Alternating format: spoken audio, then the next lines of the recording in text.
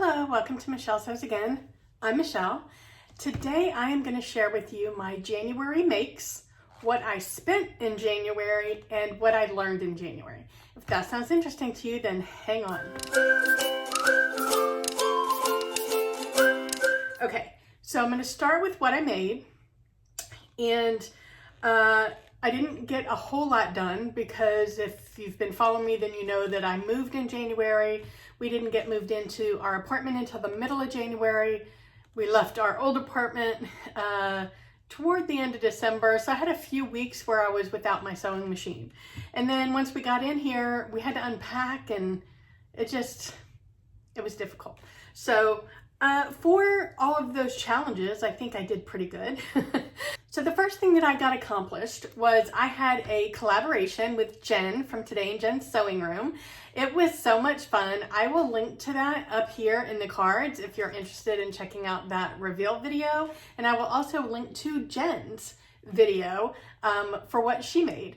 So the idea behind our collaboration was when I think of Jen, I think of thrifting because she has made some unbelievably gorgeous garments from thrifted sheets and tablecloths and shower curtains and other clothes and things like that. So what we decided to do was find an inspiration image, and we both interpreted that image in our own way with thrifted fabric with patterns from our stash. So that was kind of the idea behind it. So here's the inspiration top and bottoms. Our goal was to make kind of a faux jumpsuit. I have that on my Make 9 list, and Jen thought that she's been wanting to make one, so we thought that'd be a good idea. So as you can see in the inspiration shot, the sleeves in the shirt are very full. So I immediately thought of the Peppermint Magazine Paddington top. I had it in my stash. It's something I've been wanting to make. And I had a secondary inspiration shot, which I'll put in right here. And I just loved the idea of this like crisscross color block jumpsuit or faux jumpsuit idea. So I made my Paddington top in one color for the bodice, and then I had two different colors for the sleeves. And what I did for the pants was I alternated the sleeve colors on the pant legs. And for the pants, I had a little bit of a struggle there. So I started out with the Winslow culottes from Helen's Closet. And I'll be honest with you, that style, it had nothing to do with the pattern. The pattern was easy to put together. It looks beautiful on so many people. It did not work on me. And it's wide legs. I'm short and round, and wide legs just accentuate both of those things. So I ended up ripping all that out. There was so much fabric that I didn't even have to actually rip the seams. I just cut all the seams off and used the same fabric for a different pair of pants, and I still had plenty of fabric left. So I ended up switching over to the poppy pants from Sinclair Patterns. I had made these once before, and I was pretty happy with the rise of the pants. The pants are a little bit too big for me, and I forgot that when I made them in this fabric. But that's okay. I mean, I can cut them down and make them fit. The issue with this outfit is it didn't look like I had envisioned in my head. So while I like the top and the pants separately, I will not wear them together. So that was the first outfit that I made. So actually, I guess I made 3 things, even though I cut the Winslow culottes up and used them for something else. And I used thrifted sheets as my fabric. So Jen and I had gone thrifting at Goodwill a couple weeks before our collab was due. And we both bought sheets, and I bought some men's shirts for another project. And that's what I used for my project. I think she ended up using some different thrifted fabric that she already had in her stash for hers.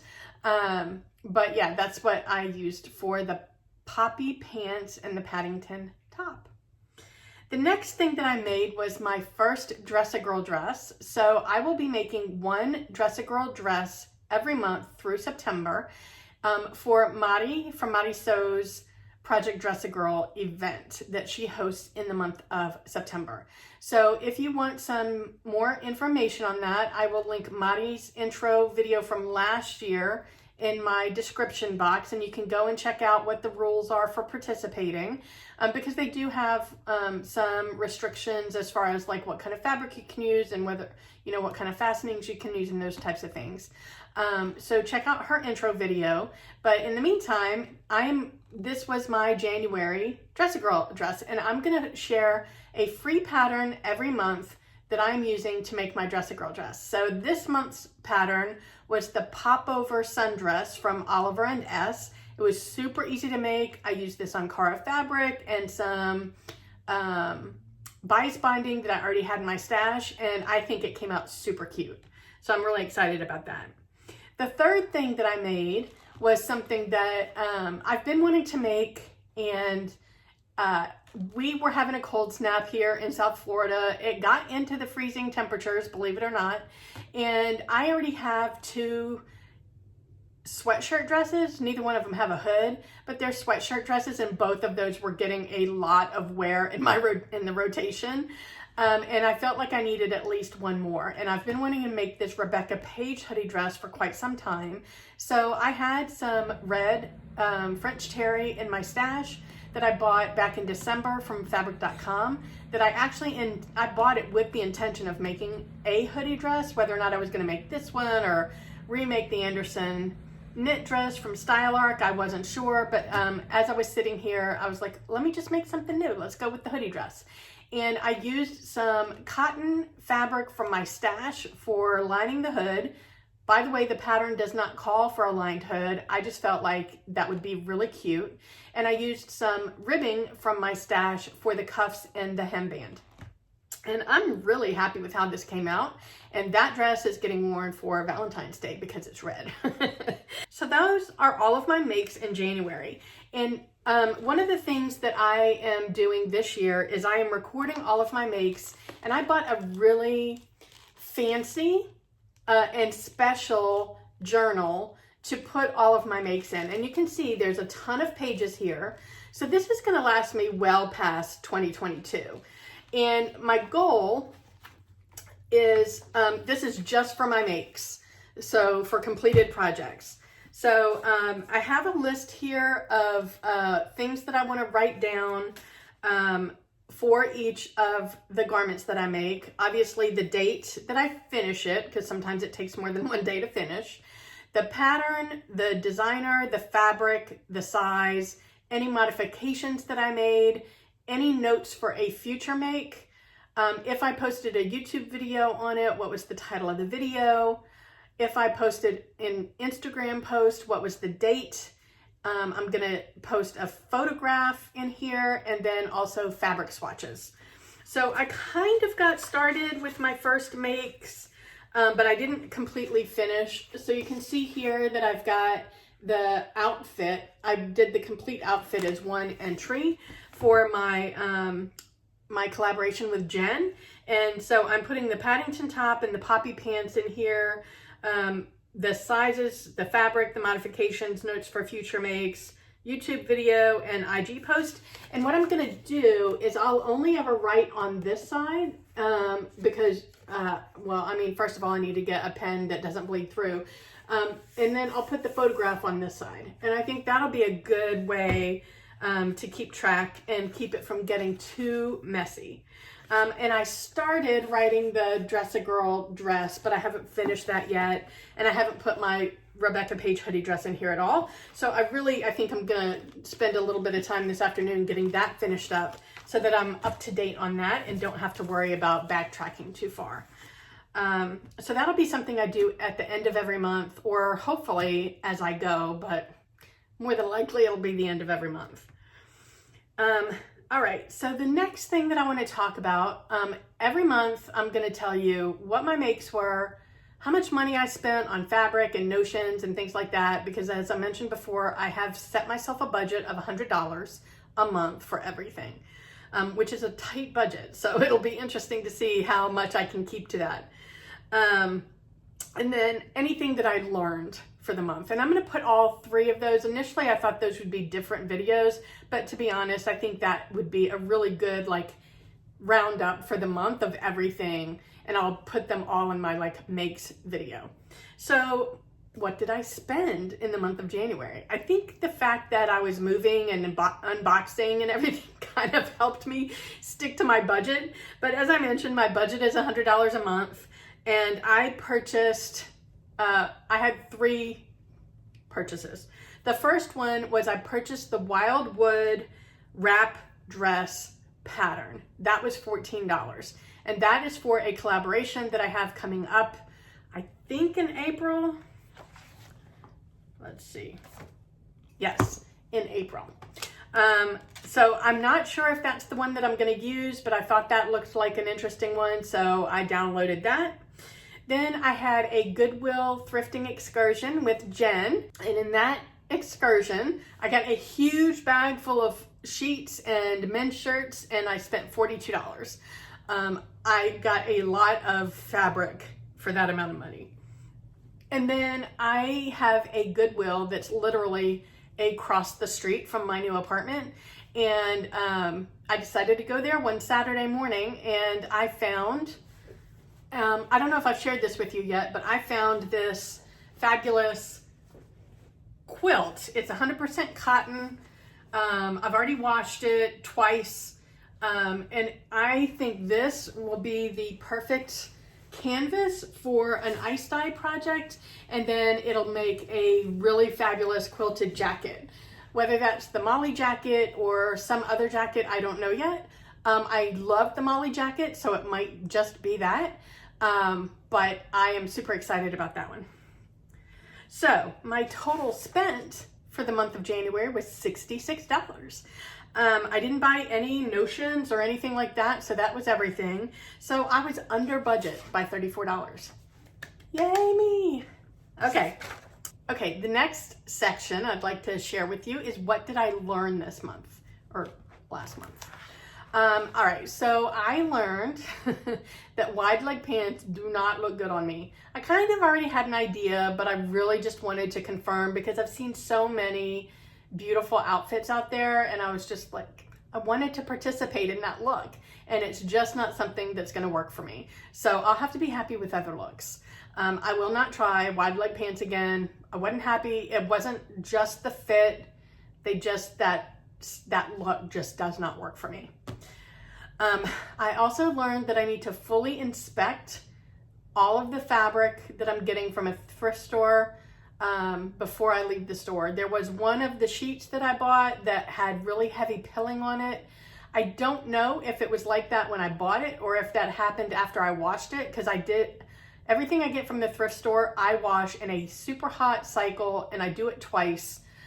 So that could have done it, but I don't know that because I did not inspect the sheets that well at all, actually. So I definitely know that I need to inspect completely before I walk out of the store. It doesn't matter how cheap it is.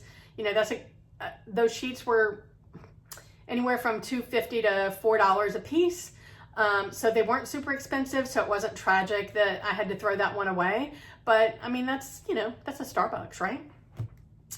The third thing that I learned was that now that I have my sewing room like super organized, I have been really diligent about cleaning up in between projects. And to be honest, I've been cleaning up as I go. And I find that really facilitates my desire to sew more. And it also increases my creativity.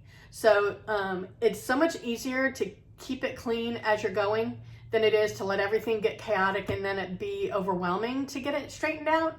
So I'm definitely going to keep that going because it just, I just find it more enjoyable to be in this room when it's nice and tidy. All right, and then the last thing that I learned was, so I told you that I made my Rebecca Page hoodie dress, and that's the first hooded garment that I have made. And I'll be honest, I was a little bit intimidated by it. I thought that it would be kind of difficult, and I will be doing a full review on that. I haven't filmed it yet, but That's coming up. But the front of the hood kind of crisscrosses, and I don't know why. Like, I just thought the whole thing was going to be intimidating. And honestly, if you're fairly new to sewing, if you've installed a neckband on anything, then you can install a hood. So don't be scared. Go for it. If you have a pattern that has a hood on it and you're intimidated by it, don't be. Just go for it. Do it. All right. So I would love to know from you if you've made any of the patterns that I made. Did you like them? Did you not like them, and why? Have you set yourself a budget for your sewing hobby? I don't necessarily think that a budget is necessary. I'm doing it because, you know, we're, as I've mentioned before, we're building a house, and I know that once we're ready to move in, there's going to be a lot of expenses in terms of like buying, you know, light fixtures and ceiling fans, and just, we're probably going to want to ditch some of the furniture that we've been dragging around for years and start some things from fresh. So trying to like build up a kitty so that we don't have to, you know, dip into savings or use credit cards or any of that kind of stuff. So I am doing the budget because of that, but you know, sometimes sewing can get expensive, so it's not a bad thing to have a budget, right? Just as a normal course of business. And if you do have a budget, what is it? I'm curious. Curious minds want to know. Do you keep track of things that you've learned? I hadn't been, and I think that I would be probably a little impressed with myself over the course of the last year if I had kept track of what I didn't know at the beginning of 2021 and what I did know at the end. Look, granted, I still have a long way to go, and I have a lot of things to practice and perfect, but I feel like I've come a long way, and I am going to continue that journey because one of my favorite things to do is learn new things. So anyway, I would love to hear your thoughts on anything that I had to say today. Wherever you are, I hope the weather's amazing. I hope you're able to get some sewing in. And if you like this makes video, then you might like this one from a past month. Bye.